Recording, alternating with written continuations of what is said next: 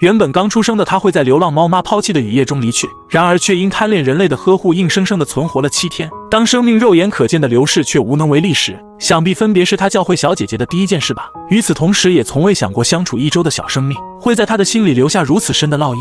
故事还要从去年10月份开始说起。当天小姐姐去公司归还电脑时，恰好碰到楼下的流浪三花生了只小猫崽，不知所措的状态下，还好被猫妈妈叼进了草丛里。然而走近一看，仍旧是被抛弃了。心想如果没有人工干预的话，指定是无法存活。于是即便小姐姐家中有2只原住民，却依旧选择把她带回了家。随后便给她准备了纸箱和热水用来保暖，另一方面则是恶补喂养小奶猫的知识，并且还通过外卖给她买了电热毯和羊奶粉。接下来就是循环喂奶以及刺激排便排尿。即便宠物医生觉得活下去的机会很渺茫，但小姐姐还是不遗余力地去照顾它。就这样，小家伙挺过了第一个难熬的夜晚。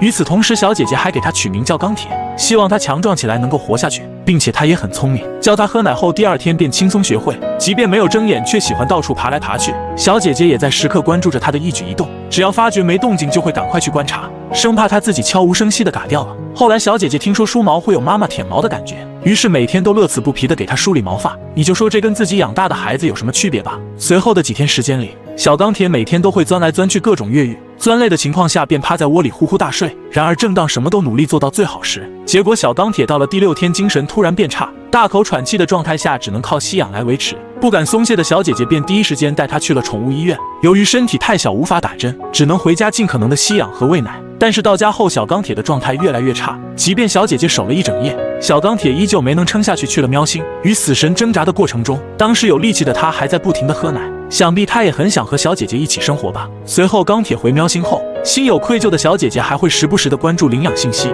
希望有缘遇到一只同类，能够代表钢铁延续他的生命。无意间发现一只小黄毛很像钢铁，便义无反顾地将其收养，并给它取名叫大胖。如今半年的时间过去了，大胖被小姐姐捧在手心里百般呵护，甚至早已具备了长成胖橘的潜力。或许大胖的茁壮成长也能让小姐姐从钢铁去世的悲伤中走出来吧。毕竟在钢铁的认知里，他希望小姐姐的世界永远温暖。各位铲屎官们，你们觉得呢？